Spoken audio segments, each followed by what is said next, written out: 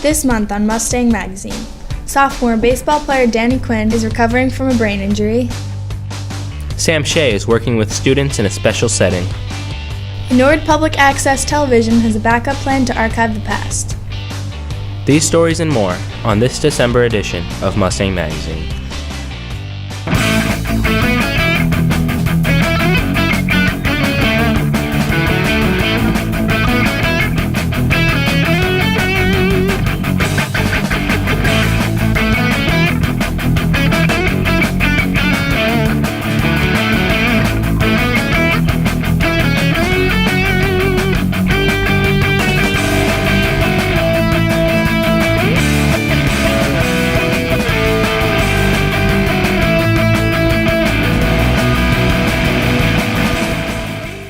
Hello and welcome to the January edition of Mustang Magazine. I'm Alessandra Veron. And I'm Ben Wong.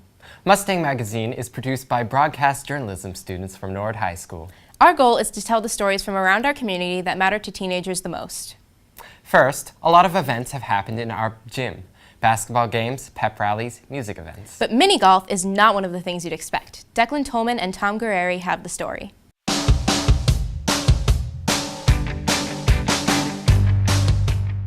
Recently, the Nord High School Student Council hosted the fundraiser Punting for Patients. Mrs. Cormier, advisor to the Student Council, helped coordinate this event.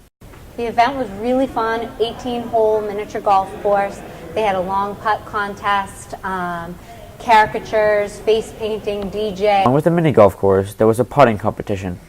So you have to start off closer and you get 3 chances to hit putts from different lengths, and then as you hit them you keep moving back till you get to the long one.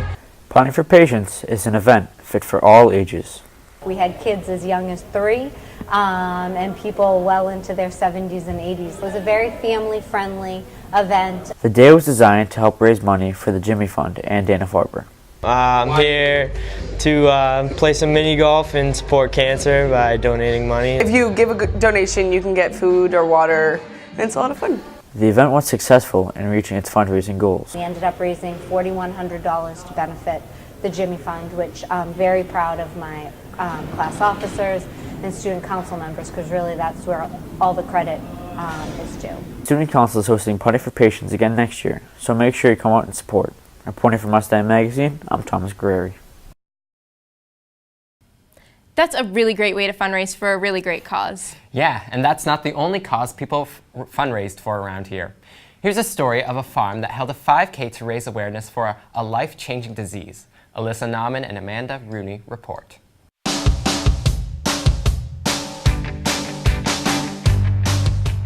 Recently, a 5K was held at Adams Farm to raise awareness for the autoimmune disease alopecia. So there's all different ranges. You can lose just spots of hair and then it can grow back, or you can end up losing your entire hair on your body, legs, armpits, facial hair, everything.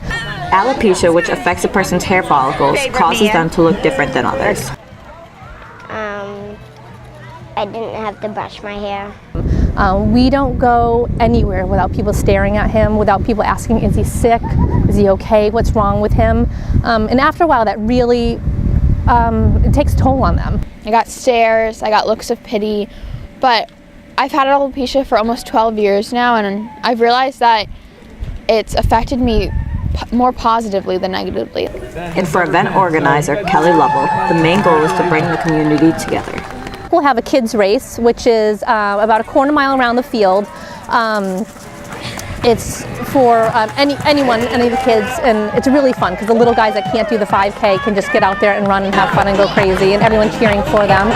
Then after that, we will do the adult 5K, or everyone 5K, which is through the woods of Adams Farm, which is beautiful back there. From bouncing to dancing, the event offered so much more than just a race. I'm going to Jumpy House. And then we're going to hang out, and there's popcorn machines, a bouncy house, and music. Our DJ's here. We're just going to have fun, and then later on we're all going to go celebrate at Lewis's. Though more than 100 million people worldwide are diagnosed with alopecia, events like these are comforting to kids like Trevor. Trevor right now, he's the only kid in school that has alopecia. He doesn't see anyone else. So places like this where they can get together with a bunch of other kids and a bunch of other adults that all have alopecia, it's just confirming to them, and it's really nice to know that they're not alone. At the end of the day, Lovell's main goal is to raise awareness and bring those with alopecia together. to have the self-confidence when someone says, "Why are you bald? What's the matter?" Then they feel comfortable saying, "I have alopecia. You know, I'm healthy. I'm okay. Just I don't have any hair." Though the race raised a great amount of money, the awareness was worth so much more. Be sure to look out for next year's 5K. Reporting for Mustang Magazine, I'm Alyssa Nauman. Thanks, ladies. Now here's a story about an NHS alum who feels the need for speed. Sam Cutler reports.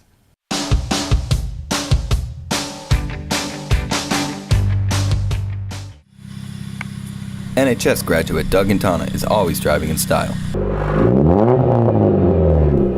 And that would be in his 1997 Saturn SL2. It was actually my first car. I got it when I was a junior in high school. I love my car because I see it as a way of expressing myself. It takes my mind off negative things.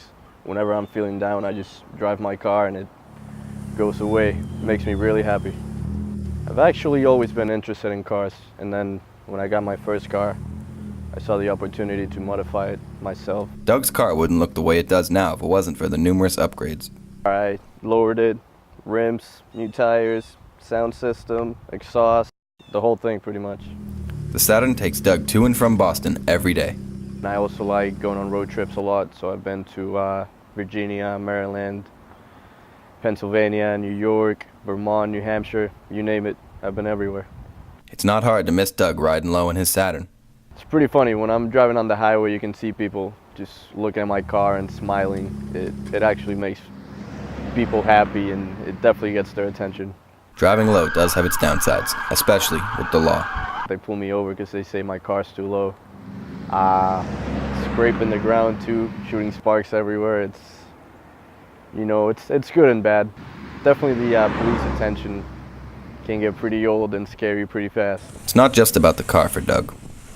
My favorite thing about my Saturn would be all the friends I've made because of it at car shows. It's definitely more about the friendship than the cars, for sure. For Mustang Magazine, I'm Sam Cutler. Thanks, Sam. Recently, I had an opportunity to be in Norwood High's latest drama production, The Games Afoot. Here's my look behind the scenes.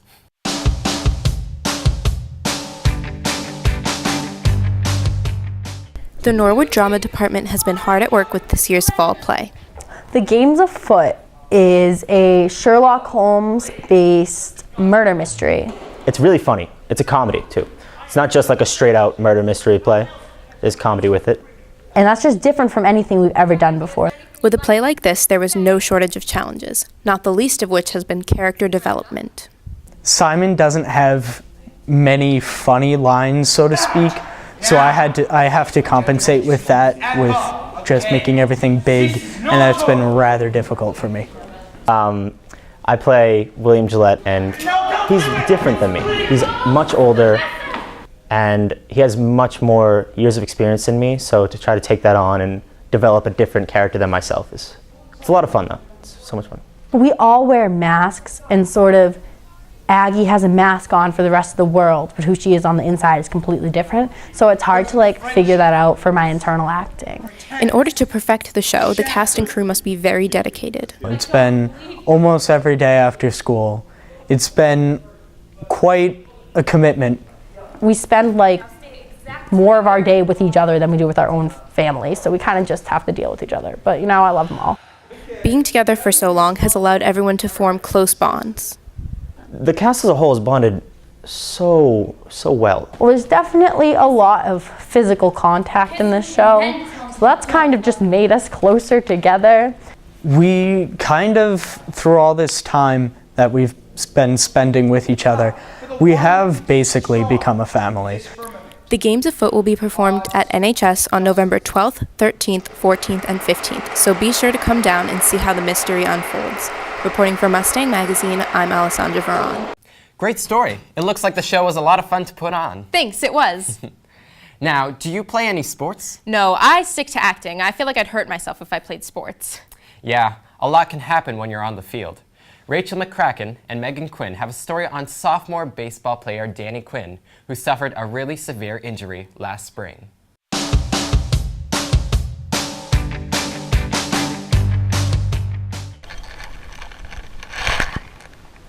My life changed in a second, one pitch. Now everything will be different. Sports, everything will just be in a different perspective. I was lucky. And he was lucky. After a trip to the emergency room, baseball player Danny Quinn realized that his injury was a lot more serious. I thought I would have had like a slight concussion most. I didn't think I was going to have brain surgery. Not at all. On June 6, Danny got hit in the temple by a line drive and shortly after experienced excessive brain bleeding. The CAT scan showed that his skull had been fractured and an artery had been punctured. And so the blood was pumping out and growing, and that as that blood filled up that space, it smushed his brain, and that was why the sweating started, because that was one of the things it was affecting. And then he lost consciousness when it got big enough. It affected me at first because I couldn't really do anything. I had kind of to stay like on bed rest at first. And I didn't go to school for the rest of the year. I just kind of took like a leave of absence, and all my grades kind of got closed out. I did some work just to kind of bring up some grades. To fully recover and get back all my motor skills, I had to I had to walk around the hospital, like take laps, and like practice going upstairs. They had like a special lady come and help me, so I could walk really. I can't play any sports until November 30th. An injury so serious can really change many aspects of your life. Things change so fast that day, it makes you really think about decisions you're making as you go through your everyday life and how your whole life can completely change without any notice or any preparation. The injury really changed my perspective because everything was kind of going fine. I was really looking forward to like football, and everything just kind of changed. Danny is now back in school and doing everything he can to participate in the 4A's despite his restrictions. And reporting for Mustang Magazine, I'm Megan Quinn. Yeah, I am definitely sticking to drama. I don't see baseball in my future either. For our next story, we show you how one senior is working with some special students in a special setting. Karina Santiago and Ronnie Marshalsea report.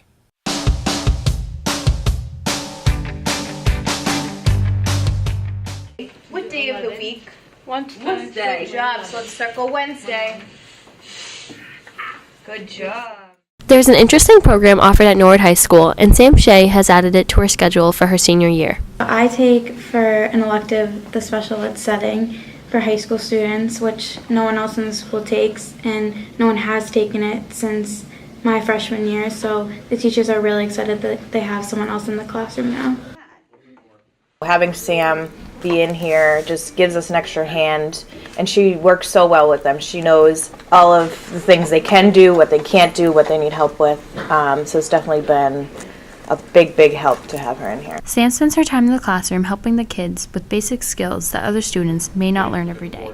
We play board games that helps them determine how much a bill is worth or how much a coin is worth. It's helpful for them to be able to see it and then also be able to use the pen and have the hands-on interaction with the board. Sam has realized while being in the classroom that high school students take advantage of their everyday privileges. The fact that we get to go to 6 periods a day with 6 different teachers and always be able to walk around and stuff like that, we definitely take for granted because they do the same schedule every day with the same teachers, and the simple tasks that we do every day, like getting dressed or opening your locker, some things that they struggle with that we don't even think twice about doing. She doesn't just take the class to teach the kids. She's also learning from them herself. They brighten my day, and I can just tell on their faces that I brighten theirs. It just makes me feel better, and I know that it makes them feel better to be able to have another person to interact with. For Mustang Magazine, I'm Karina Santiago. Oh, come on, you guys counted to 100 today. Thanks, guys. Next, seniors Sadie Krall and Taylor Reed have a story of a senior bringing a little bit of Japan to Norwood.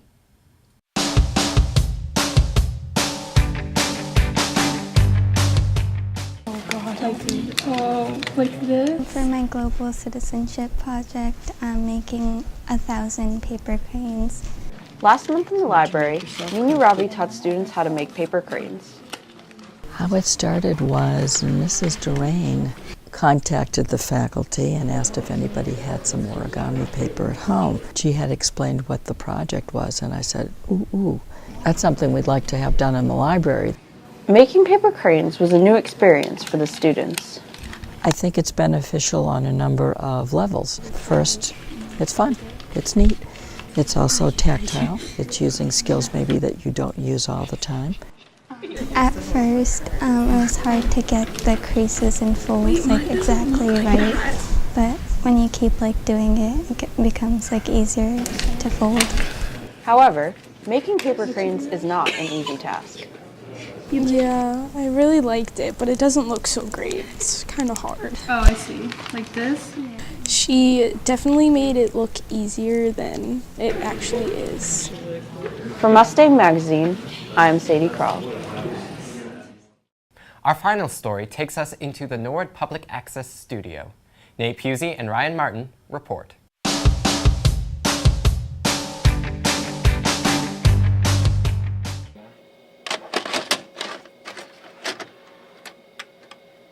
NPA is rolling back the tapes and archiving the town's history.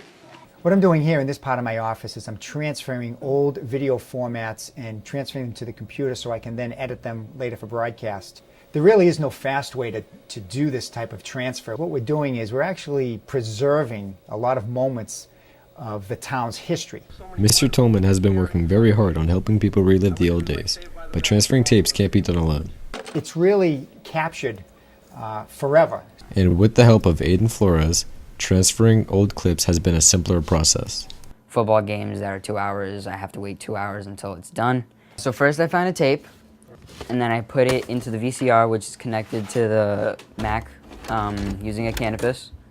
And then I open up Adobe Premiere Pro, and then I capture the file. Once it's done, I put it into the timeline, and I create a title, and then I export it. Converting videos bring back great memories, some of which involve famous singers from back in the day. There was a black and white video format. It was black and white videotape that was on a half-inch reel. And I found a machine, play it back, and it turned out that it was from 1976. And I'm a friend of Dickie Barrett, who graduated from Norwood High in 1983, and realized it was his 6th grade musical at the Oldham School. I took that clip and sent it to the Jimmy Kimmel Show and surprised Dickie on his birthday. NPA will continue to make future memories that even we can look back on. This is all important because it shows that Norwood has a history. Reporting for Mustang Magazine, I'm Ryan Martin. Well, we hope you enjoyed these stories. To see more like these, visit our website, mustang.media, or hit us up on Facebook, Twitter, or Instagram. We'll leave you with a film I directed with Danny Hernan for Update After Dark.